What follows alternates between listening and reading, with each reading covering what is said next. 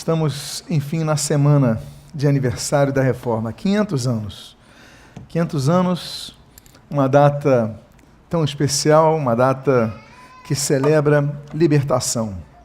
Libertação do jugo humano sobre vidas, libertação quanto à possibilidade de termos e exercermos o culto ao Senhor com liberdade, libertação ao fato de que nós podemos ler a Bíblia no nosso próprio idioma e buscar a direção de Deus através disso, não dependendo de A ou B para interpretarem por nós.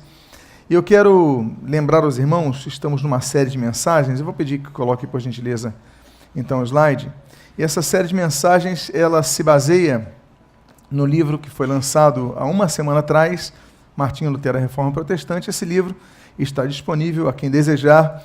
Eu quero lembrar que todos os slides que nós passamos aqui, eles foram extraídos dos textos que estão nesse livro, ok? Eu quero também dizer que todas essas mensagens estão sendo gravadas em vídeo e estão disponíveis no YouTube.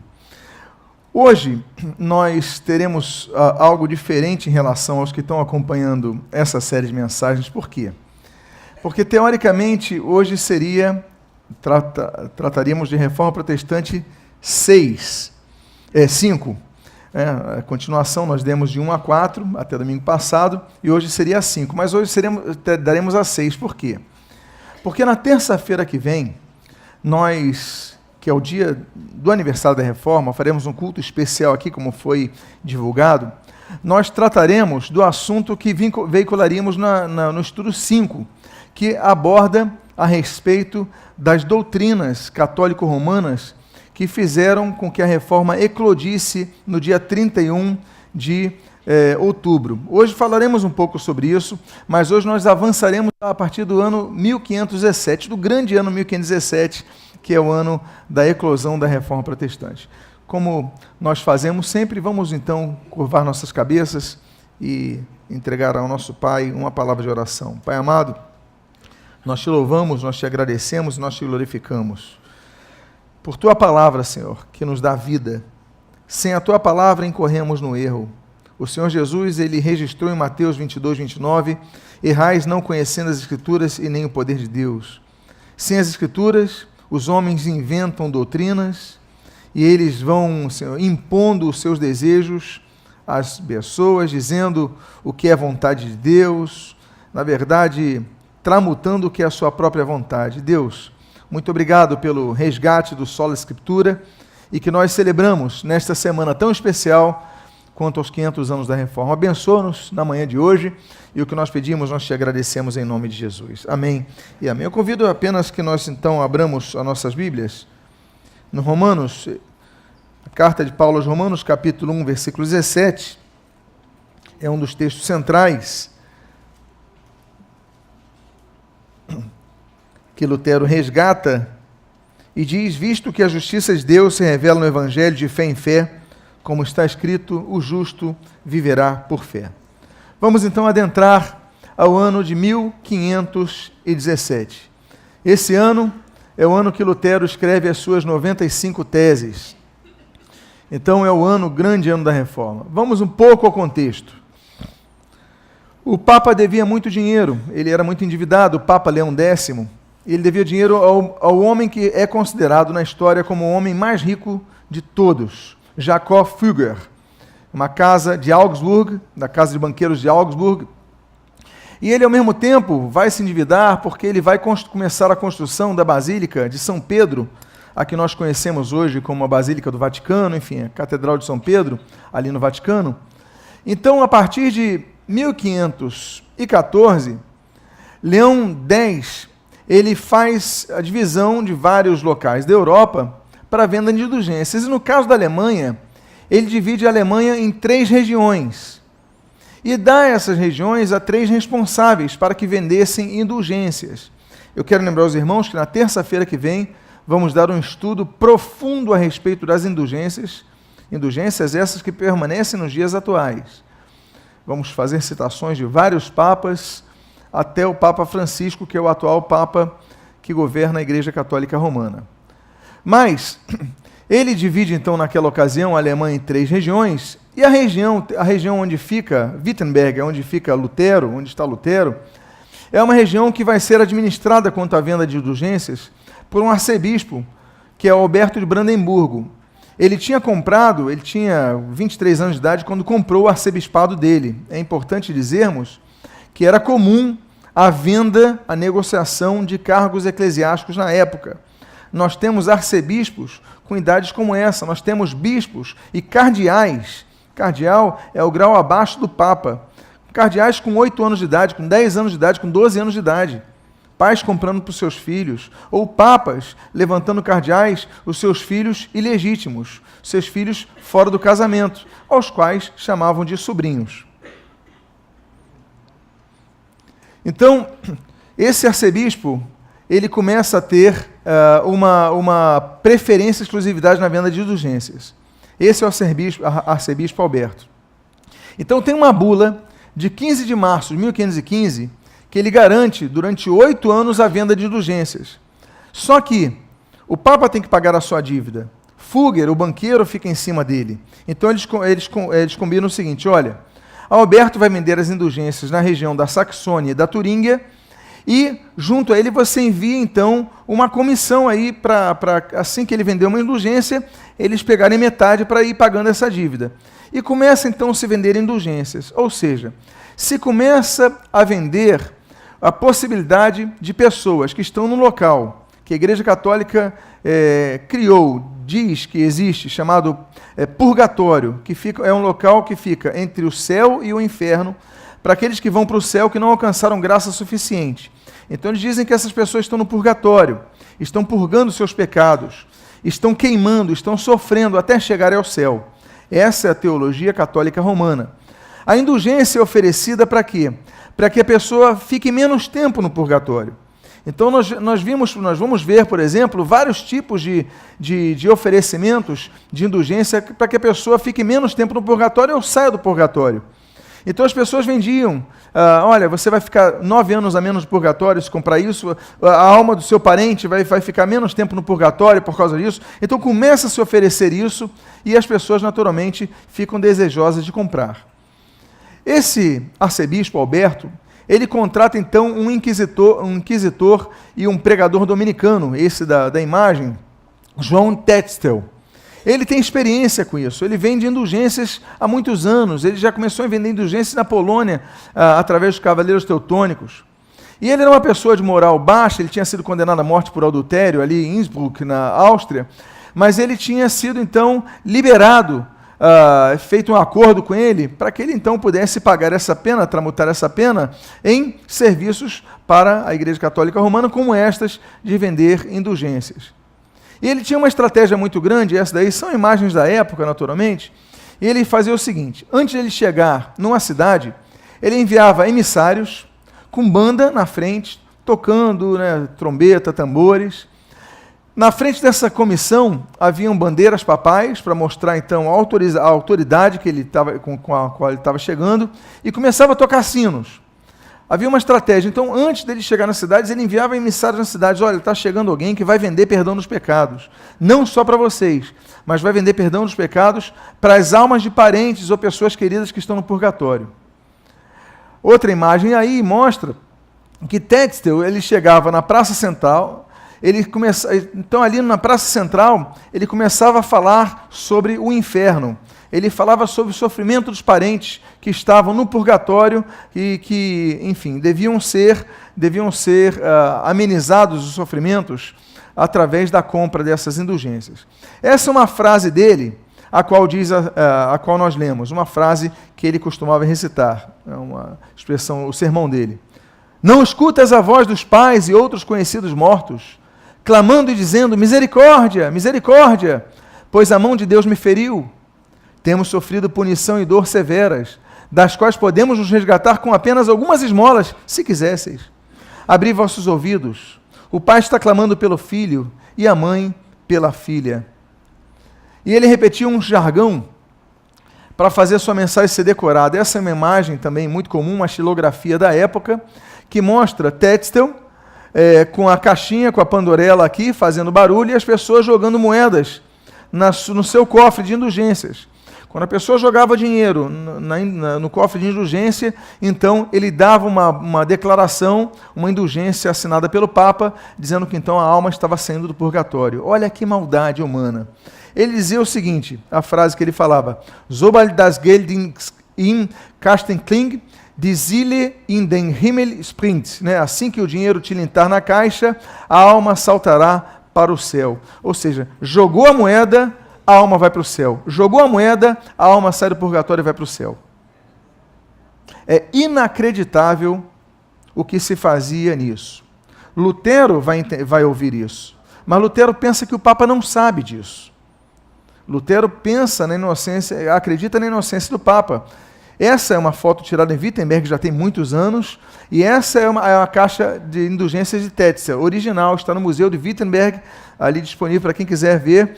Nessa caixa, não dá para ver pela foto, mas tem uma fenda onde você jogava as moedas ali, enfim, e ali temos as indulgências. Agora, a chantagem emocional era tão grande que ele pegava uma vela, acendia a vela e botava a mão na vela. E ele dizia o seguinte: vocês já sofreram com a queimadura de um dedo? Já imaginaram queimar o corpo inteiro nas chamas deliciantes depois da morte? Será um tormento eterno. Livrem-se de todos os seus pecados, até mesmo os que ainda irão praticar. E é só comprar esta indulgência concedida pelo Papa. Vinde, eu vos darei cartas munidas de selos pelos quais, mesmo os pecados que tiveres vontade de cometer no futuro, vos serão perdoados. Então, era tanta ganância pelo dinheiro, que eles não apenas vendiam perdão pelos pecados que você tivesse cometido, vendiam perdão pelos pecados que um parente seu tinha cometido, porque você, dando dinheiro, o pecado deles no purgatório seria perdoado, mas até mesmo os pecados que você ainda viesse a cometer, ele já vendia por antecedência. Então, essa é uma imagem da época, mostra ali Tetzel oferecendo as indulgências, a barraca ali no centro da cidade e tudo mais. Tem um detalhe interessante que acontece, e se diz assim, o feitiço se voltou contra o feiticeiro. Em Leipzig, ele estava vendendo indulgências, e uma pessoa se aproximou dele e falou o seguinte: vem cá, é verdade que eu posso comprar perdão pelos meus pecados que eu ainda venha a cometer depois? Ele falou, é assim, é só entregar o dinheiro. Tá bom. E essa pessoa comprou, lá em Leipzig, o perdão pelo pecado que ainda viria a cometer. Quando João Tetzel estava chegando próximo a uma cidade chamada Braunschweig, de repente a caravana dele é cercada por um grupo de ladrões. E os ladrões saqueiam e roubam ele. Ele vai amaldiçoar o chefe do bando. Você é maldito, está roubando o Papa e tudo mais. Ele falou, eu não sou. Eu estou perdoado aqui a indulgência que você me vendeu. Eu já comprei essa indulgência, eu estou perdoado. Então, essa pedra está em Braunschweig, é chamada Tetzelstein, a pedra de Tetzel, e está ali como um marco do local onde ele foi roubado, mas que ele não pôde fazer nada com o ladrão, porque o ladrão já tinha previamente sido perdoado pelo próprio, né? Tinha o pecado perdoado. Bom, Tetzel começa a vender. Ele passa por Berlim, Trebs, Magdeburg, Eisleben, e ele chega a Jüterbock, que fica a 40 quilômetros de Wittenberg. Wittenberg, volto a dizer, é a cidade onde Lutero morava. Lutero dava aula na Universidade de Wittenberg. Ele não pode chegar em Wittenberg porque o príncipe eleitor da Saxônia, que tem uma série de relíquias naquela região, então ia concorrer com ele. Mas ele chega muito próximo e lá ele vende ali as suas indulgências pelos pecados. A grande questão é, por que a reforma acontece no dia 31 de outubro? Eu vou explicar para vocês e vocês vão entender. Bom, na terça-feira que vem eu vou falar por que o Dia dos Finados acontece no dia 2 de novembro. Como é que surge o Dia dos Finados? Mas é interessante notarmos o seguinte, que é uma data muito pesada. Na Europa, no dia 31 de outubro, era a data que eles criam que a atmosfera do mundo natural com o mundo espiritual era a atmosfera mais propícia para que os espíritos entrassem na Terra e para que as bruxas tivessem contato com os espíritos. E então havia uma manifestação espiritual muito grande no dia 31 de outubro, que começou então a se celebrar o dia de invocação aos espíritos, invocação, enfim, as pessoas que vinham trazer interferências do mundo espiritual no mundo natural. Era um dia, então, muito voltado para as coisas do ocultismo, o paganismo aflorava muito o dia 31 de outubro. No dia 1º de novembro, um dia depois, era celebrado o dia de Todos os Santos. Por quê? Cada igreja era dedicada a um santo. A igreja de Santa Maria, a igreja de São Jorge, a igreja de São Nicolau, tem vários santos. E cada dia desses santos, essas igrejas enchiam. Então, por exemplo, no dia de São Jorge, aí os devotos de São Jorge todos vão para a igreja de São Jorge. Ao dia de Santo Antônio, aí os devotos de Santo Antônio todos vão para a igreja de Santo Antônio. Só que a igreja católica, com medo de ter esquecido de algum santo, ela criou um dia dedicado a todos os santos.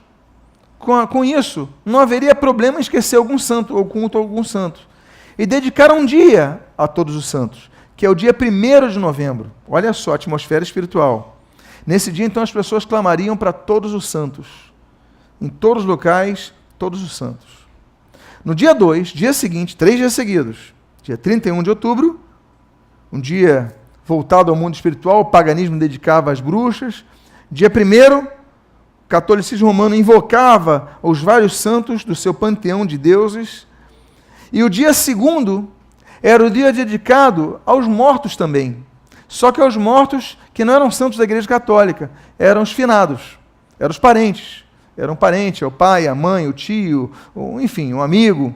Então, nesse dia, as pessoas também se voltavam aos cemitérios para fazer orações pelos mortos. São 3 dias muito pesados no mundo espiritual, quando as pessoas se voltam à realidade dos mortos. Aquilo que a Bíblia condena chamando de necromancia, e a Bíblia proíbe, e isso daí sempre foi incentivado pelo romanismo. Vamos falar sobre isso terça-feira que vem, por isso que eu falo, dia 31 de outubro, não falte, procure estar aqui, vamos dar um estudo aprofundado sobre essa teoria do culto aos mortos. Pois bem, então, o que acontece em Wittenberg? Por que Wittenberg está no centro da história? Porque tudo acontece voltando ao seu 31 de outubro em Wittenberg. Primeiro, Lutero estava lá. Segundo, em Wittenberg, tinha 2 grandes igrejas. A igreja da cidade e a igreja do palácio. A igreja da cidade, Stadtkirche, era chamada igreja de Santa Maria. Mas a igreja do palácio, a Schlosskirche, é chamada de igreja de Todos os Santos.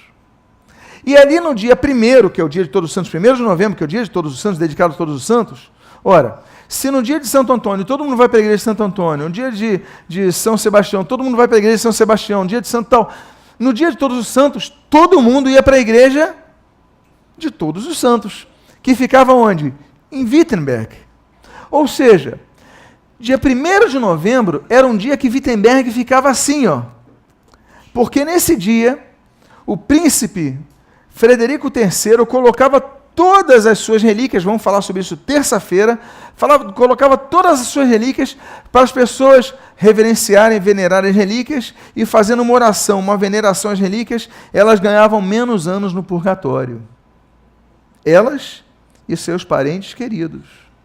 Então, peraí, eu quero ter menos tempo no purgatório, menos anos no purgatório. Eu quero que meu avô fique menos anos no purgatório. Eu vou para Wittenberg no dia 1º de novembro, porque lá eu vou, então, fazer a minha veneração, a minha oração, e eu vou ganhar menos tempo no purgatório. Assim creem os católicos romanos. E no dia 1º, então, de novembro, Wittenberg abriria a porta da igreja de Todos os Santos, a pessoa entraria na igreja de Todos os Santos, veneraria as relíquias e voltaria rapidamente para a sua cidade, porque no dia 2 é dia dos finados. Então ele não podia ficar muito tempo em Wittenberg. Abriu o portão no dia 1º, ele entraria em Wittenberg, veria as relíquias na igreja de Todos os Santos e voltaria para a sua cidade, porque no dia 2 ele tinha que estar lá no cemitério da cidade, porque é dia dos finados. Então Lutero, ele só tinha uma forma. A melhor forma dele elucidar as pessoas e divulgar as suas teses seria cravando elas um dia antes do dia dos finados, no dia 31 de outubro. Por quê? Porque no dia 31 de outubro as filas estavam enormes, porque as pessoas queriam entrar no dia 1º, ver as relíquias e voltarem para as casas. Se ele cravasse 95 teses no dia 1º, as pessoas não iam ver, porque iam estar com pressa. Então ele crava as 95 teses no dia 31 de outubro, por quê? Porque as pessoas estavam na fila, não havia WhatsApp, não havia internet, as pessoas não tinham o que fazer, então Lutero crava as 95 teses na porta da igreja de Todos os Santos. Ou seja, que é isso? Um frade? Ele chega com a roupa de frade e ali crava as 95 teses. Ué, o que está escrito ali? E as pessoas começam a ler umas para as outras e começam então a abrir os olhos para a doutrina bíblica que ali estava colocada. Pois bem, e aí ele crava, e o título, e essa daí é uma imagem do filme que nós vimos na sexta-feira aqui conjuntamente, ele crava e o título das suas teses é Debate para o Esclarecimento do Valor das Indulgências. Lutero, então, e aqui eu começo a citar algumas das teses de Lutero, para você entender algumas das teses, das 95 teses, a que elas se dedicam, a que elas se voltam. Primeiro, quanto aos vendedores de indulgências, como João Tetzel, havia outros. João Tetzel era o que ficou na região da Turíngia e da Saxônia, mas havia outras duas regiões da Alemanha com vendedores de indulgências. Então Lutero ataca com firmeza nas teses 21 e 27, as quais eu leio aqui. A tese 21. Erram, portanto, e aí você começa a conhecer as 95 teses. Erram, portanto, os pregadores de indulgências que afirmam que a pessoa é absolvida de toda a pena e salva pelas indulgências do Papa. Lutero fala, isso está errado. Eles estão afirmando que a pessoa é absolvida de toda a pena e salva pelas indulgências do pecado. Isso é um erro bíblico. Tese 27. Pregam doutrina humana. Os que dizem que tão logo tilintar a moeda lançada na caixa, a alma sairá voando do purgatório para o céu. Isso é doutrina humana, ou seja, não é doutrina bíblica. Lutero, então, começa a abrir os olhos das pessoas. Porque o que acontecia? As pessoas aprendem a dizer amém para tudo que o Papa diz. Amém para tudo que o líder espiritual diz, que o bispo diz, que o pastor diz. E Lutero diz, isso está errado. Você vai dar amém se o que eles disserem, se o pastor disser, concorde com a Bíblia. Senão você não vai dizer amém. Então está errado, porque isso não concorda com a Bíblia. Erram, pregam doutrina humana os que dizem que se cair uma moeda na caixa, a alma sai do purgatório. Isso está errado. Tese 28. Certo é que, ao tilintar a moeda na caixa, podem aumentar o lucro e a cobiça. A intercessão da igreja depende apenas da vontade de Deus. A única coisa que acontece ali é isso. Tese 72. Seja bendito, porém, quem ficar alerta contra a devassidão e licenciosidade das palavras de um pregador de indulgência. Ou seja, olha, bendito, seja bendito quem ficar alerta para o vendedor de indulgência. Lutero vai começar a ensinar e vai começar a alertar a igreja que nós fiquemos sempre atentos para os pregadores. Eu mesmo. Qualquer um que pise nesse púlpito ou qualquer púlpito, fique atento a eles, porque o pregador ele pode ensinar algo que seja contrário à Bíblia. Então seja bendito aquele que ficar atento a isso. Lutero ele foi além. Lutero ele vai além e ele começa a explicar que nenhum padre, nenhum papa, nenhum pastor, nenhum líder, ninguém na terra pode oferecer nenhuma absolvição de pecado, nenhuma absolvição de pena ou de culpa, nem se for com uma carta assinada, com uma carta que o Papa assinada, que era a carta de indulgência. Por quê? Porque para isso não depende de assinatura, depende de arrependimento do coração. É o que ele diz na tese 36, quando ele fala, qualquer cristão verdadeiramente arrependido tem direito à remissão pela pena e culpa, mesmo sem carta de indulgência. Lutero vai questionar, vem cá, e as pessoas que morreram antes do Papa assinar essa carta de indulgência? Elas vão ter que ficar 900, milhares de anos no purgatório? Olha, quem está arrependido no coração diante de Deus, ele tem direito a essa remissão de pecado, sem necessitar de pena de indulgência. Você não precisa de ninguém nessa terra. Olha, Lutero, eu vou falar sobre isso no decorrer desses estudos, mas Lutero, quando vai desenvolver a teoria do sacerdócio universal dos crentes, ele vai mostrar que nós não somos dependentes do clero. que essa invenção de clero e leigos vai, ao longo do tempo, dar tanto poder ao clero, que o clero agora se vê no papel, eu vou falar sobre isso terça-feira, de absolver pecado. Quando você se confessa no confessionário, ele fala assim, eu te absolvo do pecado, ego absolvo-te peccatus, em nome de Patri, Filho e Espírito Santo. Então, se vem nessa prepotência, Lutero vai dizer negativo. Nós só temos um mediador entre Deus e o homem, Jesus Cristo, homem. A gente não depende do clero para a salvação, ninguém depende de pastor nenhum para a salvação, de papa, de padre. Nós dependemos somente de Jesus Cristo para a salvação. Nós somos livres do clero. A função do clero é a função de orientar, é a função de instruir, é uma função paternal, mas acima do clero está a Bíblia. Então Lutero fala sobre isso na tese 36, olha, você não precisa que o Papa escreva que você está perdoado e venda isso para você. Basta um coração verdadeiramente arrependido, sem indulgência. Aí Lutero ataca outra doutrina inventada pelo catolicismo romano chamada tesouro da igreja. Eu vou falar sobre isso terça-feira, mas eu só vou adiantar a vocês o que é o tesouro da igreja, que é acreditado até hoje. O tesouro da igreja é uma teologia que vai ser criada, eu vou falar sobre isso posteriormente, se eu não me engano, no século XIII, e vai ser adotada pelo papado, que diz o seguinte, bom, há pessoas que morrem com um grau de santidade elevado, como Jesus Cristo, assim também como outros santos, e há um excedente de santidade, que é depositado na igreja, e que o Papa, o nome desse excedente de santidade é tesouros da igreja, e que o Papa, então, ele pode distribuir a quem quiser. Essa teoria vigora hoje. Eu vou mostrar as provas na terça-feira. Então, o Papa distribui essas santidades excedentes a fim de amenizar o sofrimento das pessoas no purgatório, diminuir o tempo deles no purgatório. Então, por causa disso, temos as indulgências.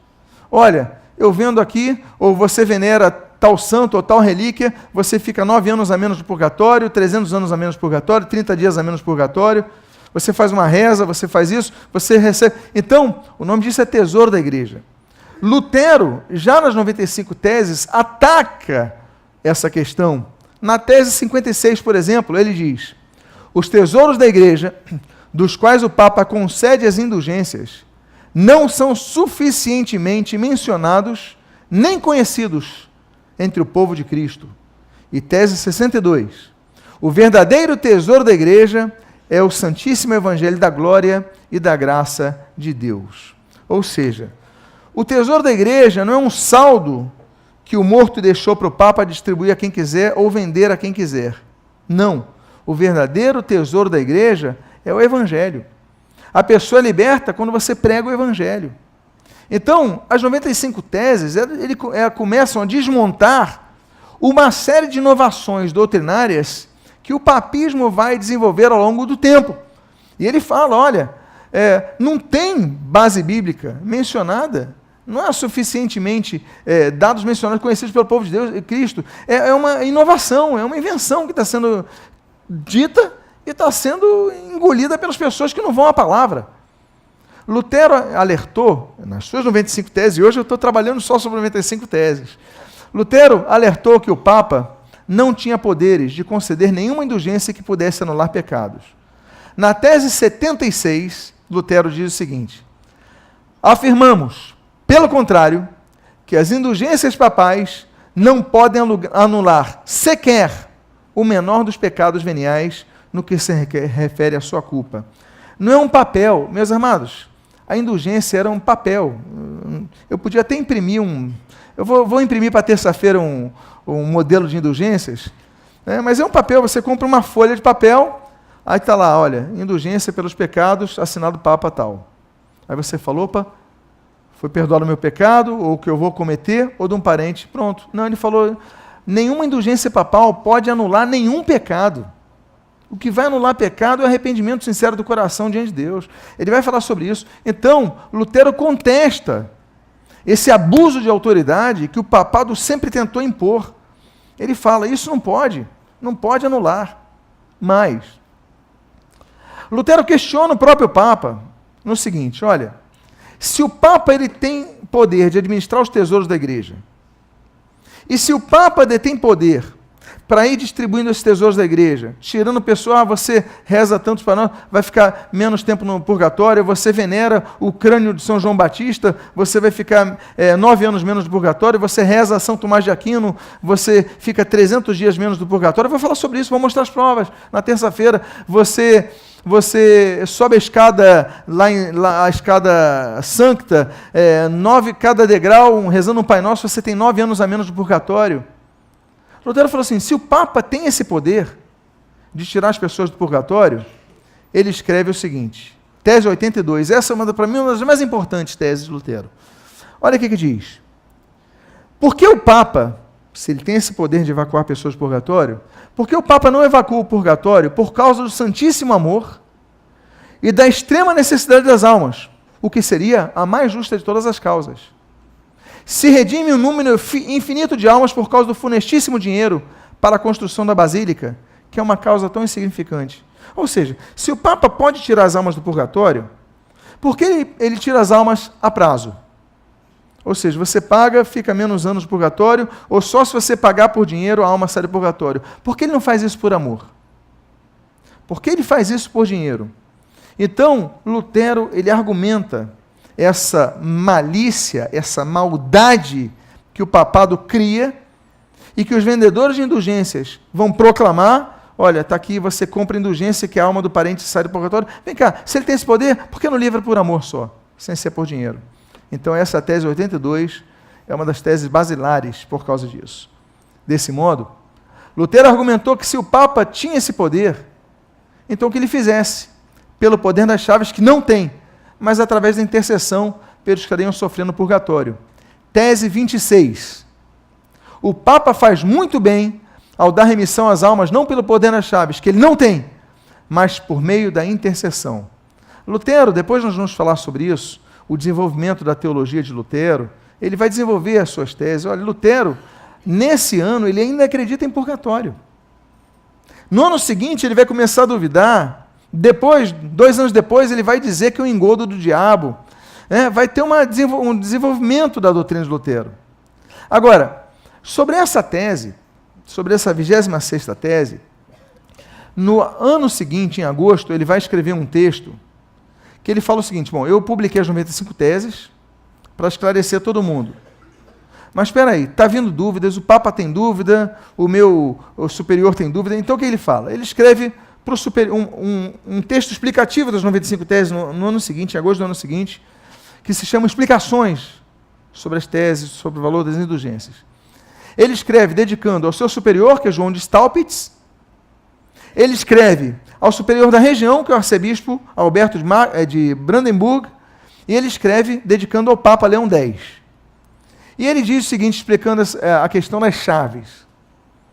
Abre aspas.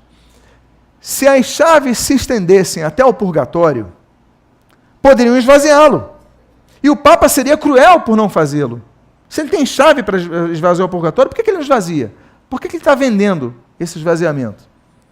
A menos que a justiça divina seja tão iníqua, ou seja, a ponto de vender o livramento das pessoas por dinheiro, que seja mais favorável ao amor demonstrado para com o corpo e o dinheiro dos viventes do que o amor demonstrado para com as almas tão carentes, tendo em vista que socorrer as almas é uma coisa tão importante. Bom, as consequências iniciais das 95 teses, tema desta manhã, são imediatas. Primeiro, Lutero escreve as 95 teses em latim. Era o idioma que Lutero dominava, vocês lembram que nós já falamos sobre Lutero, a formação dele praticamente toda em latim. Ele vai aprender a gramática, primeiro em latim do que no próprio alemão, então ele vai dominar o latim. E o latim é a língua universal da Europa. É como se fosse hoje o inglês. Na Europa, você ia em qualquer lugar, procurava um padre, alguém, um estudante, e ele ia saber falar latim, como hoje é o inglês. Então ele escreve em latim. Mas 14 dias, as teses já estão sendo publicadas em alemão, em Leipzig, Nuremberg e na Basileia, na Suíça. Ou seja, Lutero, até o dia 31 de outubro de 1517, ele era conhecido em Erfurt porque professor da universidade, porque, enfim, mestre em teologia, doutor em teologia. Ele é conhecido naquela região da Saxônia, em Wittenberg, naturalmente. Mas a partir de então, de 31 de outubro de 1517, Lutero passa a ser conhecido em toda a Europa. As teorias de Lutero, colocadas nas 95 teses, das quais nós citamos algumas aqui nesta manhã, elas começam a se espalhar com grande força. E a reforma começa a sacudir a igreja. As pessoas começam a questionar: será que eu tenho que dizer amém para tudo que o Papa diz? Será que eu tenho que dizer amém para tudo que os bispos dizem, que os arcebispos dizem, que os líderes religiosos dizem? Agora, se eu for nas Escrituras, e o que eles disserem for oposto às Escrituras, será que eu tenho que dizer amém ou me sujeitar às Escrituras? E Lutero então vai começar a questionar as questões em termos bíblicos, em termos doutrinários, assim também como em termos sociológicos e filosóficos. A questão do abuso sobre as pessoas. Quero construir uma basílica, então vou vender perdão nos pecados. Espera aí, isso não vai apenas contra a Bíblia, isso vai contra a lógica. E nós vimos textos que abraçam a causa lógica disso. Então as consequências são muito grandes. Lutero ele vai começar a avançar a teoria da sola gratia. Vocês sabem que os lemas da reforma luterana são um tripé. Não lembram disso? Sola gratia, sola fide, sola scriptura. Depois, com o movimento reformado, nós vamos ter o acréscimo mais 2. Solos Christus e soli Deo gloria. Então, a sola gratia, Lutero já começara a escrever meses antes sobre a graça de Deus para a salvação. Nós não somos salvos pelas obras. Nós não somos salvos porque rezamos o Pai Nosso, porque vamos na igreja, porque damos o dízimo, porque subimos a escadaria da penha, porque nós não somos salvos por isso. Nós somos salvos não pelos nossos méritos, é pela graça divina. No ano de 1517, esse ano que nós estamos falando, um dos alunos de Lutero, Franz Günther, ele vai defender suas teses. E Lutero, como ele vai ser o supervisor desse aluno, do Günther, ele vai escrever um artigo chamado Debate sobre a Teologia Escolástica.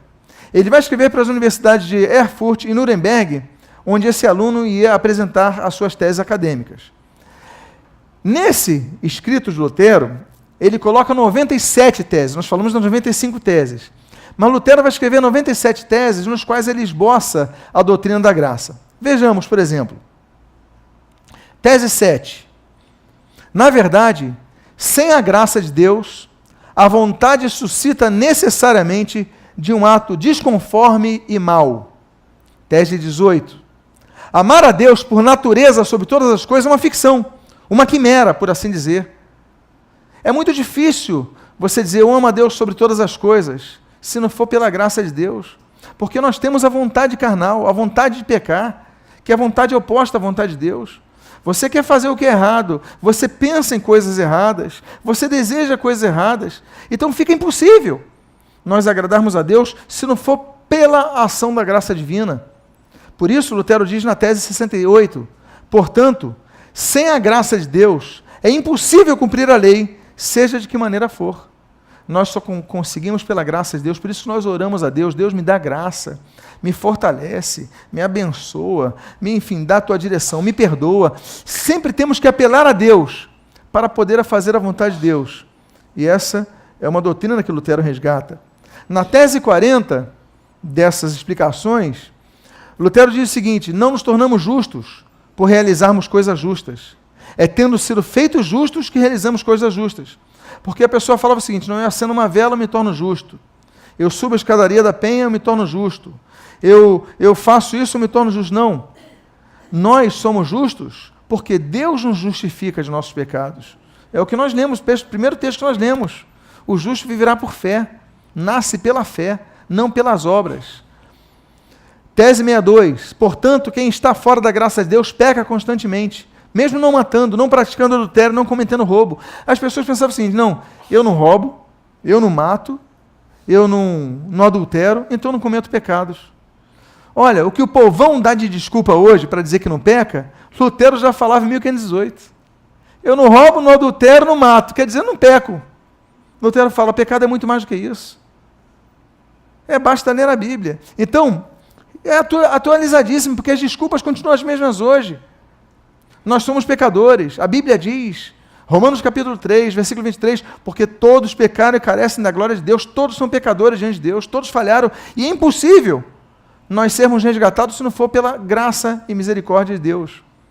Tese 77.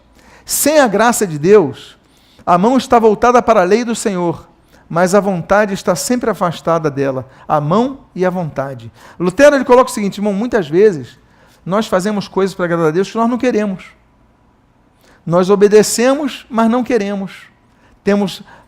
Executamos a vontade de Deus na mão, mas no coração a gente está contra isso. E aí Lutero fala, olha, sem a graça de Deus, você só vai conseguir fazer as coisas na mão. Você só vai conseguir externalizar a vontade de Deus, fazendo algo bom para Deus, nos seus atos. Não, eu vou servir aqui na igreja, vou ajudar meus irmãos na escala das crianças, no diaconato e tal, porque eu estou na escala, mas eu estou com raiva. Eu queria estar longe, mas tem que fazer, eu tenho que tocar, eu tenho que servir os irmãos, mas você no coração, ou seja, você faz na mão, mas você não faz no teu coração. Se não for a graça, vai ser muito difícil você conseguir sincronizar os dois. Por isso que a gente tem que pedir, sempre que tudo que nós fazemos, Senhor, me dá graça. Eu quero te servir na graça. Eu quero viver uma vida na graça. Ou seja, Deus te dá a graça para poder servi-lo da melhor maneira possível. Enfim, essas fotos são de 2001, já tem bastante tempo. Ali é o portão de Wittenberg. Você está vendo essas portas, elas foram incendiadas nas guerras napoleônicas, as portas de madeira, hoje são portas de bronze, e nelas estão talhadas 95 teses. Então, essa daqui é a igreja do Palácio de Wittenberg, das 95 teses. E ali são as 95 teses originais, que estão no Museu de Wittenberg. Auf den 95 teses. Né? Então, aqui estão as 95 teses originais, que foram ali impressas, pelas gráficas de Wittenberg, como eu já citei para vocês, né? Então, essas fotos, quando vocês forem a Wittenberg, façam um esforço para ir a Wittenberg. Fica, olha, 1h40 de Berlim, dirigindo sem pressa. Coloca 2 horas se você parar para comer um salgadinho no caminho, para 2 horas no máximo. E aí você pode fazer essa viagem, ok? Então, hoje nós tratamos, nos 2 dias que nos separam do aniversário de 500 anos da Reforma Protestante, nós tratamos do ano precioso, revolucionário, de 1517. Nós tratamos das 95 teses de Lutero, os contextos dela e tudo mais. Mas que nós possamos praticar isso, que nós possamos aprender e ecoar essas teses que são libertadoras. Claro, Lutero não se esgota não esgota os seus argumentos em 1517. Lutero tem apenas 34 anos de vida. Quem aqui que queira dizer a sua idade e tem 34 anos aqui? Levante a mão. Tem alguém com 34 anos aqui? Enfim. Olha, temos ali com 34 anos. Alguém tem 35 anos aqui? Quem aqui? Ó, a idade de vocês. Lutero estava mudando a humanidade. Lutero, ele ainda vai ter muitos anos de vida. Ainda vão se passar 29 anos de produção literária, de pregações, de sermões, de orientações. Algumas vezes, nós vamos ver, Lutero vai falhar. Lutero vai escrever coisas erradas, que biblicamente são questionáveis, que sociologicamente são condenáveis. Mas no bojo, na amplitude do conhecimento de Lutero, dá para se beber muita coisa boa, muita profundidade. E através de Lutero, os ecos da Reforma se veem até os dias de hoje. Sola Scriptura, sola fide, sola gratia, sim, solus Christus, soli Deo gloria. Vamos ficar de pé, vamos agradecer ao Senhor, vamos orar ao nosso Pai. Pai amado, Deus bendito, nós te louvamos, nós te agradecemos, porque neste domingo que antecede o aniversário de 500 anos da Reforma Protestante, hoje nós temos liberdade de ir na Bíblia e dizer, olha, isso está errado, eu não vou aceitar isso. As pessoas que não aceitassem uma declaração papal, elas eram excomungadas e amaldiçoadas. Deus, quanta exploração houve sobre essas pessoas, de boa fé, mas que não tinham conhecimento bíblico. Obrigado pela vida de Lutero, dos demais reformadores, pré-reformadores, que nos trouxeram liberdade para ler em nosso próprio idioma a Bíblia e para ali observar o caminho que nós devemos seguir. Porque lâmpada para os nossos pés é a tua palavra e luz para o nosso caminho. Acima do conhecimento humano está a tua palavra. Nós te louvamos, nós te agradecemos. Desde já pedimos, Deus, Senhor, nós vemos uma crise na igreja evangélica, muitas voltando a vender indulgências, não por purgatório, essa ficção, não chega a esse nível colossal do absurdo, mas vendendo para receber graças na terra. Pessoas que vendem objetos nas igrejas dizendo que você vai ser mais abençoado se comprar isso ou aquilo. Ó Deus, tem misericórdia, que haja uma reforma nessas igrejas também. Abençoa a tua igreja, abençoa nossas vidas e o que nós pedimos, nós o fazemos, agradecidos em nome de Jesus, para a glória de Deus o Pai. Amém e amém. Que Deus te abençoe.